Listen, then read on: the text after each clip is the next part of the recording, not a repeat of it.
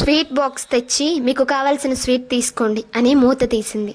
అందులో 2 లాలీపాప్స్ కూడా ఉన్నాయి. ఒక స్వీట్ చేతిలోకి తీసుకొని ఆ లాలీపాప్స్ జేబులో వేసుకున్నాడు ఎవరూ చూడకుండా. 3 కుక్కలు వినీల్ దగ్గరికి వచ్చి కూర్చున్నాయి. ఇంకొన్ని స్వీట్స్ తీసుకోండి, వాటికి పెట్టకుండా మిమ్మల్ని తిననివ్వవు అంది విజిత నవ్వుతూ. వినీల్ చేతికి స్వీట్స్ బాక్స్ ఇచ్చింది. వినీల్ వాటికి ఒక్కొక్కటి తినిపిస్తున్నాడు. వినీల్ అని పిలిచారు రాజుగారు. చెప్పండి సార్ అన్నాడు పక్కన ఉన్న. రేపు అవార్డు అందుకునేందుకు నువ్వు విజిత ముంబై వెళ్ళాలయ్యా అన్నాడు. రేపు మధ్యాహ్నం వెళ్ళి ఎల్లుండి రిటర్న్ వచ్చేయచ్చు ప్లీజ్ అన్నాడు. పెద్దాయన మొదటి అసైన్మెంట్ ఏం చేద్దాం తప్పట్లేదు అనుకున్నాడు వినీల్. అతనికి కొంచెం ఇబ్బందిగానే ఉంది, కానీ మొహమాటం డామినేట్ చేస్తుంది.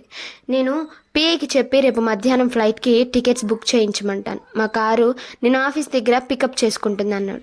సరేనండి అన్నాడు వినీల్. ఏమా విజ్జి ఏమంటావు అని అడిగాడు. సరే డాడ్ వెళ్తాము అంది వినీల్ వైపు చూస్తూ. అతను మామూలుగానే కనిపించాడు. తనేమైనా ఇబ్బంది పడుతున్నాడా అన్న సందేహం కలిగి అలా చూసింది. అలాంటిదేమీ లేదు అమ్మయ్య అనుకుంది. వంట రెడీ అని చెప్పింది.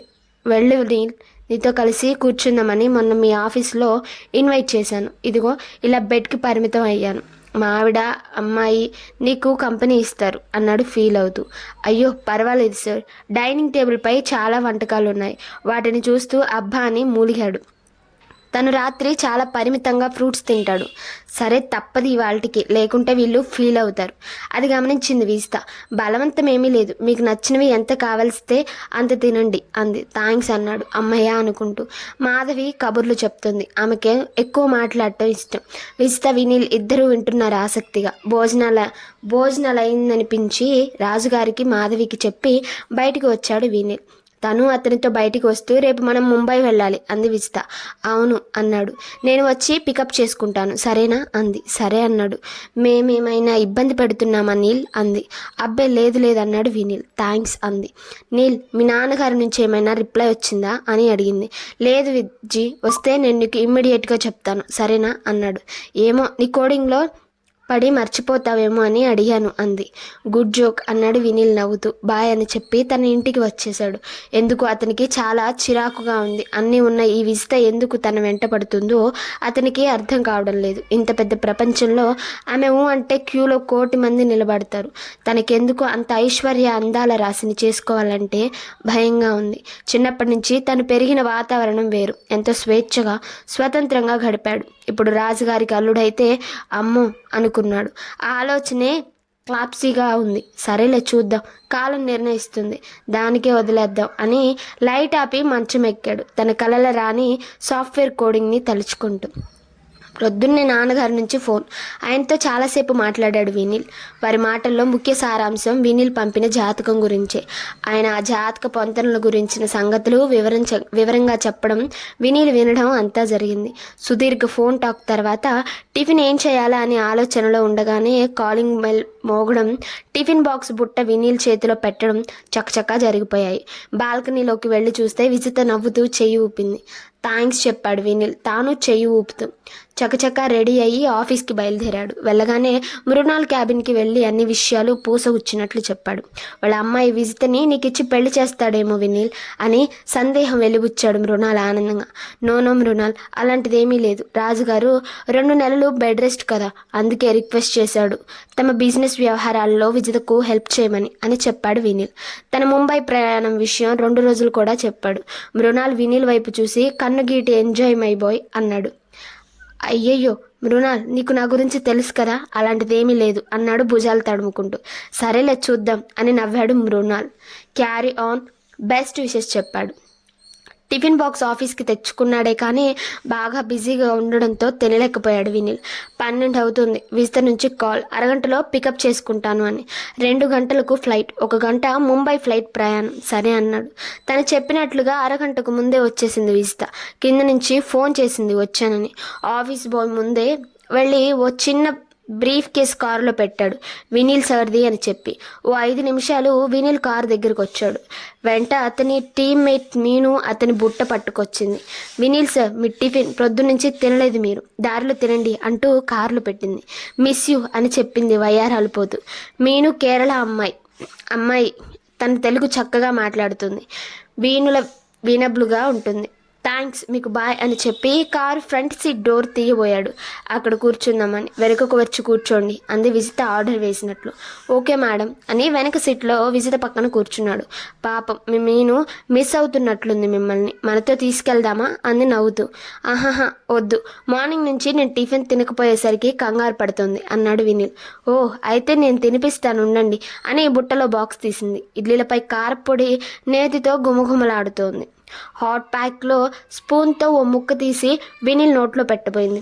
అయ్యయ్యో మేడం మీరెందుకు, నేను తింటానుగా అని హాట్ ప్యాక్ విజిత చేతిలోంచి తీసుకొని స్పూన్తో ఇడ్లీలు తినడం మొదలుపెట్టాడు. కొరపోతుంటే వాటర్ బాటిల్ అందించింది మూత తీసి. మీ మీను తలుచుకుంటూ ఉందేమో అంది నవ్వుతూ. పాపం మిమ్మల్ని బాగా మిస్ అవుతోంది. థ్యాంక్స్ అన్నాడు నీళ్లు తాగుతూ. కారంగా ఉందా? ఆహాహా లేదు, ఇడ్లీలు చాలా రుచిగా బాగున్నాయన్నాడు మెచ్చుకోలుగా. కారు డొమెస్టిక్ ఎయిర్లైన్స్ కారిడార్లో ఆగింది. వినీల్ విజిత ఇద్దరు కారు దిగారు. డ్రైవర్ ట్రాలీ తెచ్చి Vijitha suit case, Vineel brief case అందులో పెట్టాడు. ఇక నువ్వు వెళ్ళు, మేము లోపలికి వెళ్తాం అని చెప్పింది డ్రైవర్కి. డ్రైవర్ సెల్యూట్ చేసి వెళ్ళిపోయాడు. నేను తీసుకొస్తాను ఇటువు అంటూ ట్రాలీ తీసుకున్నాడు. ఈ చూడీదార్లో చాలా అందంగా ఉన్నావు విజ్జి అన్నాడు ఆమె వైపు ఆరాధనగా చూస్తూ. థ్యాంక్స్. ఓ అమ్మాయిలను చూడటం, కాంప్లిమెంట్ ఇవ్వడం ఎప్పుడు నేర్చుకున్నావు? చదువులు బిడ్డ అంది. నువ్వేమీ తక్కువ కాదు, నాకంటే స్మార్ట్గా ఉన్నావు. అమ్మాయిలు ఇట్టే పడిపోతారు నీకు, మీను పడ్డట్లు. పాపం మీను చిన్నపిల్ల, తనకేమీ తెలియదు విజ్జి, కొంచెం ఆప్యాయత అంతే అన్నాడు వినీల్ సమర్థిస్తున్నట్లుగా. కొంచెం ప్రేమ కూడా నువ్వు గమనించినట్లు లేవు అంటూ యాడ్ చేసింది విజిత. బోర్డింగ్ ప్రక్రియ పూర్తయింది. ఇద్దరు బిజినెస్ క్లాస్లో పక్కపక్కనే కూర్చున్నారు. కూర్చోగానే వినీల్ తనతో తెచ్చుకున్న ల్యాప్టాప్ తెరవబోయాడు. బలవంతంగా అది క్లోజ్ చేయించింది విజిత. ఉండే గంట ప్రయాణానికి ఇక్కడ కూడా నీ పెళ్ళాం ల్యాప్టాప్తో మాట్లాడాలనా అని విసుక్కుంది. కాసేపు కామ్గా కూర్చోవచ్చు కదా అని కసిరింది.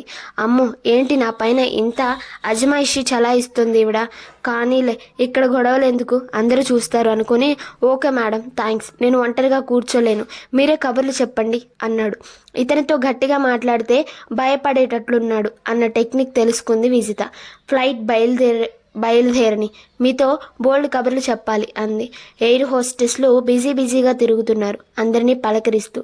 ఒక స్మార్ట్ ఎయిర్ హోస్టర్ వినీల్ దగ్గరికి వచ్చింది. సార్ మీరు కోడింగ్ ఎక్స్పర్ట్ వినీల్ గారు కదా, నేను మీ సండే క్లాసెస్ ఫాలో అవుతుంటాను. ఇదే నా లాస్ట్ ట్రిప్. నేను రిజైన్ చేశాను. ఓ ముంబై సాఫ్ట్వేర్ కంపెనీలో కోడింగ్ టీంలో జాబ్ వచ్చింది. మంచి ప్యాకేజ్. థ్యాంక్స్ అంతా మీ వల్లే అంటూ హిందీలో చెప్పింది. ఓ గ్రేట్, కంగ్రాట్స్ అన్నాడు వినీల్ ఆ అమ్మాయితో. సార్ మీకు అభ్యంతరం లేకుంటే ఓ సెల్ఫీ ప్లీజ్ అంది. సరే అన్నాడు. ఆ ఎయిర్ హోస్టెస్ వినీల్తో సెల్ఫీ తీసుకుంది. సార్ మీ వైఫ్ చాలా బ్యూటిఫుల్గా ఉంది అంది విజిత వైపు చూస్తూ కాంప్లిమెంట్గా. నో అనబోయాడు వినీల్. అతను ఏదో చెప్పబోతున్నాడు. ఇంతలో విజిత థ్యాంక్స్ అంది ఆ అమ్మాయితో. మేడం ప్లీజ్ మీతో కూడా ఒక సెల్ఫీ అని చకచక విజితతో ఒకటి, ఇద్దరితో కలిపి ఒకటి, రకరకాల సెల్ఫీలు తీసుకుంది. థ్యాంక్స్ ఎలాట్ అని మరీ చెప్పింది ఇద్దరికి. తను అటు వెళ్ళగానే విజిత వైపు తిరిగి ఎందుకలా చెప్పావు అన్నాడు కోపంగా వినీల్. నిజమే కదా, కాబోయే భార్యాభర్తలం కదా అంది విజిత. విజి ప్లీజ్ కొద్ది రోజులు ఆగవే, నేను ఇంకా ఒక నిర్ణయానికి రాలేదు ఆ విషయంలో అన్నాడు. ముందు పెళ్లి చేసుకుందాం, తర్వాత మెల్లగా మీరు నిర్ణయం తీసుకోండి అంది చిలిపిగా ఏడిపిస్తూ. అటు ప్రక్క కూర్చున్న తెలుగు వృద్ధ దంపతులు వీరి మాటలకు నవ్వుకుంటున్నారు వారి సరసాన్ని చూస్తూ. దీనితో వాదించలేను జగమొండి అనుకొని కళ్ళు మూసుకొని చెవిలో ఇయర్ ప్లగ్స్ పెట్టుకున్నాడు పాటలు వింటూ. ఒకవైపు చెవిలోని ఇయర్ ప్లగ్ లాక్కుని తన చెవిలో పెట్టుకుంది విజిత. ఉలిక్కి పడ్డాడు వినీల్. పర్లేదే, చదువుల బిడ్డ, ఇంగ్లీష్ రొమాన్స్ సాంగ్స్ బాగా వింటాడే అంది. ఇది చాలా మంచి సాంగ్, ఇది నాకు చాలా ఇష్టం అంది విజిత. అంటే మన ఇష్టాలు బాగా కలిసిపోయాయి నీల్ అంది నవ్వుతూ ఏదో కొత్త విషయం కనిపెట్టినట్టుగా. అమ్మ మహాతల్లి ప్రశాంతంగా పాటలు విన్ని, ఇక్కడ అందరూ మన వైపే చూస్తున్నారు అంటూ రెండు చేతులు జోడించాడు. మన పెళ్ళయ్యే వరకు ఇలాగే ఉంటుంది మనతోటి, అర్థమైందా చదువుల బిడ్డ అని బెదిరించింది. త్వరగా నన్ను మనవాడు, లేకుంటే దెబ్బైపోద్ది అంది సినిమా ఫక్కీలో. అతన్ని ఏడిపిస్తుంటే ఆమెకి సరదాగా ఉంది. అమ్మో ఇదేంటిది, పైకి కనిపించేంత సాఫ్ట్ కాదు, లోపల ఇంకో విశ్వరూపం ఉంది. అయ్య బాబోయ్, దీనితో అసలు సెట్ అవ్వదు మనకు అని మరోమారు గట్టిగా అనుకున్నాడు. దీంతో ఎట్లయినా పెళ్లి తప్పించుకోవాలని బిజినెస్ క్లాస్ వాళ్ళకి డ్రింక్స్ ఆఫర్ చేస్తుంది ఎయిర్ హోస్టెస్. సార్ డ్రింక్స్ అంది వినీల్ శిష్యురాలైన ఎయిర్ హోస్టెస్. నో థ్యాంక్స్ అన్నాడు Vineel. Oh nice sir, any soft drink sir అని అడిగింది ఆ అమ్మాయి. మీరు ఏమీ తీసుకోకుంటే ఆ అమ్మాయి ఫీల్ అయ్యేటట్లుంది పాపం, తీసుకోండి అంది విజిత వినీల్ చేతిని గోముగా రాస్తూ. సరే సరే అని తన చేతిని ఒళ్ళో పెట్టుకున్నాడు. ఆ అమ్మాయికి ఫ్రూట్ జ్యూస్ తెమ్మని చెప్పాడు. గుడ్ బాయ్ అంది విజిత. ఆ ఎయిర్ హోస్టెస్ వినీల్కి ఫ్రూట్ జ్యూస్ ఇస్తూ విజిత్తో యు ఆర్ లక్కీ మేడం అంది వినీల్ వైపు చూపిస్తూ. చాలా మంచి భర్త దొరికాడు మీకు అంది హిందీలో. ఆ ఎయిర్ హోస్టెస్ మాటలకు పెద్దగా కోరపోయింది వినీల్కి. జ్యూస్ షర్ట్ పై పడింది. విజిత తన కర్చీఫ్తో అతని షర్ట్ తుడిచింది. చిన్నపిల్లాడు అన్నిటికీ ఉలికి పడుతుంటాడు అంది టీస్ చేస్తూ. తినేటప్పుడు తాగేటప్పుడు చిన్నపిల్లల్లా కర్చీఫ్ షర్టుకి పెట్టుకోవచ్చు కదా, ఈ ప్రాబ్లం ఉండదు అంది ఏదో పెద్ద అడ్వైజ్ ఇస్తున్నట్లుగా. ఇప్పటికే అలసిపోయాడు వినీల్. అబ్బా దీన్ని భరించడం కష్టం రా బాబు అంటూ టైం చూసుకున్నాడు. అమ్మయ్య ఇంకో 10 minutesలో ముంబైలో ల్యాండ్ అవుతుంది ఫ్లైట్, దీని నుంచి తప్పించుకోవచ్చు అనుకున్నాడు. అతని చేష్టలన్నీ గమనిస్తూ మనసులోని నవ్వుకుంటోంది విజిత. ఇతన్ని ఇలా అల్లరి పెడితే కానీ చెప్పిన మాట వినడు అనుకుంది. పైలట్ అనౌన్స్ చేస్తున్నాడు ఇంకో 10 నిమిషాల్లో ముంబై ఎయిర్పోర్ట్లో ల్యాండ్ అవుతున్నామని. దాంతోపాటు ఇంకో స్పెషల్ అనౌన్స్మెంట్ కూడా చేశాడు. ప్రతి వారం ఇచ్చే స్పెషల్ గిఫ్ట్ కింద ఈరోజు బెస్ట్ కపుల్ అవార్డు ప్రజెంట్ చేస్తున్నాం. మా ఎయిర్ హోస్టెస్లు పాసెంజర్స్ అందరినీ అసెస్ చేసి ఎంతో కష్టపడి మార్క్స్ వేశారు. ఈరోజు బెస్ట్ కపుల్గా మిసెస్ విజిత అండ్ మిస్టర్ వినీల్ని సెలెక్ట్ చేశాము. ఈ అవార్డు ద్వారా 1 లక్ష గిఫ్ట్ వైచర్స్ మరియు ఫ్లైట్ ద్వారా ఇండియాలో ఎక్కడికైనా 2 ఫ్లైట్స్ ఉచితంగా ప్రయాణం చేయొచ్చు. మేము మిసెస్ విజిత అండ్ మిస్టర్ వినీల్ను మా క్రూ మరియు కేబిన్ క్రూతో ఫోటోకు ఆహ్వానిస్తూ ల్యాండ్ అయిన కొద్దిసేపు వరకు వెయిట్ చేయమని కోరుతున్నాం. వారిద్దరికీ మా ధన్యవాదాలు అని చెప్పాడు. ఆ అనౌన్స్మెంట్కు విజిత షాక్ అయినా పెద్దగా పట్టించుకోలేదు. సరదాగా వినీల్తో ఫోటో దిగొచ్చని ఆనందపడింది. కానీ వినీల్ మాత్రం తీవ్ర షాక్కు గురయ్యాడు. ఏంటిది ఇవాళ ఇలా జరుగుతుంది? ఈ విజిత నా బ్రతుకును బజార్కి ఈడ్చేటట్లుంది, నా పరువు మంట కలిసేటట్లుంది. ఓరు దేవుడా అని 2 చేతుల్లో మొహం పెట్టుకున్నాడు. ఎయిర్ హోస్టెస్లు ఒక్కొక్కరే వచ్చి చెయ్యి ఊపి మరీ విజితని వినీల్ని అభినందిస్తున్నారు. వినీల్ ఇంకా షాక్లోనే ఉన్నాడు. వెనుక సీటు వాళ్ళు పక్క సీటు వాళ్ళు కాంగ్రాట్స్ చెప్తున్నారు. మధ్యలో వినీల్ కోపంగా విజిత వైపు చూస్తున్నాడు. విజిత నాకేం తెలుసు, అంతా మీ శిష్యురాలు, ఇదిగో ఈ ఎయిర్ హోస్టెస్ పెళ్ళే చేసింది అని చెప్పింది. వినీల్ ఏడవలేక నవ్వుమొహం పెట్టుకొని అందరికీ థ్యాంక్స్ చెప్తున్నాడు. ఇదేంటి ఈ విజిత రాక్షసులా నా జీవితంలోకి ఇలా ఎంటర్ అయింది? హుద్ తుఫాన్లా నా భావి జీవితాన్ని కకావికలు చేస్తుంది. నన్ను ఎవరు ఆదుకుంటారని వాపోతున్నాడు. ఫ్లైట్ ల్యాండ్ అయింది. వినీల్ దిగబోయాడు. ఎయిర్ హోస్టెస్ ఆపింది. సార్ మీకు గిఫ్ట్ వైచర్స్ ఇవ్వాలి, మీతో ఫోటో కూడా తీసుకోవాలి, ప్లీజ్ వెయిట్ చేయండి, మా పైలట్స్ వస్తున్నారు ప్లీజ్ అని ఎయిర్ హోస్టెస్లు అందరూ ముక్త కంఠంతో రిక్వెస్ట్ చేశారు. ప్లీజ్ ఉందామండి అంది విజిత వినీల్ చేయి పట్టుకొని ఆపుతూ. ఒకవైపు మనసులో హాయిగా నవ్వుకుంటుంది. అయ్యగారికి బాగా తిక్క కుదిరింది. ఇలా అయినా ఈ మనిషి మారి దారిలోకి వస్తాడేమో అని ఆమె ఆశ. ఇక ఆగక తప్పలేదు వినీల్కి. కొంతమంది ప్యాసింజర్స్ని కూడా వెయిట్ చేయమన్నారు. ఈలోపు పైలట్స్ వచ్చారు. విజితకి వినీల్కి షేక్ హ్యాండ్ ఇచ్చి మరీ అభినందనలు తెలిపారు. అందరూ ఇద్దరిని దగ్గరగా నిలుచోమని గిఫ్ట్ వోచర్స్ ఇచ్చారు. అన్నిటికీ సాక్ష్యాలుగా వీడియో తీశారు. ఫోటోలు క్లిక్ వస్తున్నాయి. విజితని వినీల్ని ఒకరి చేయి ఒకరు పట్టుకొని క్లోజ్గా నిలుచోమన్నారు. చెప్పిందే తడవుగా విజిత వినీల్ చేయిలో తన చేయి దూర్చేసింది. వినీల్కి బ్యాక్గ్రౌండ్లో ఎక్కడో నారదుడు ఆనంద తాండవం చేస్తూ నారాయణ నారాయణ అంటూ చిడతలు వాయిస్తున్నట్లు వినపడుతోంది. అతను తన కింద భూమి ఓ అడుగు గ్యాప్ ఉన్నట్లు ఫీల్ అవుతున్నాడు. పైలట్స్తో ఎయిర్ హోస్టెస్లతో ప్యాసింజర్స్తో ఇలా విడివిడిగా విజిత వినీల్కి వీడియో ఫోటోలు తీశారు. అబ్బో ఎన్ని వీడియోలు ఫోటోలు అనుకున్నారు అందరూ. వృద్ధ జంట అయితే వాళ్ళని చూసి ఒకంత అసహ్యపడ్డారు కూడా. ఎయిర్ హోస్టెస్లు ఇద్దరు మొబైల్ నెంబర్స్ తీసుకున్నారు. వీడియోలు ఫొటోస్ వాట్సాప్లో పంపుతామని మరీ చెప్పారు. అంతటికీ కారణమైన వినీల్ శిష్యురాలైన ఆ ఎయిర్ హోస్టెస్ వినీల్ దగ్గరికి వచ్చి స్పెషల్గా సార్ నా గిఫ్ట్ అంటూ వినీల్ బుగ్గపై గట్టిగా ఓ ముద్దిచ్చి అతని చేతిలో ఓ పెద్ద క్యాడ్బరీ చాక్లెట్ పెట్టింది. దానికి ఆమె ఫ్రెండ్ వీడియోతో పాటు ఓ 10 ఫోటోలు క్లిక్ అనిపించింది. ఆ అమ్మాయి పెదాల లిప్స్టిక్ ముద్ర వినీల్ తెల్లటి బుగ్గపై అందంగా కనిపిస్తుంది.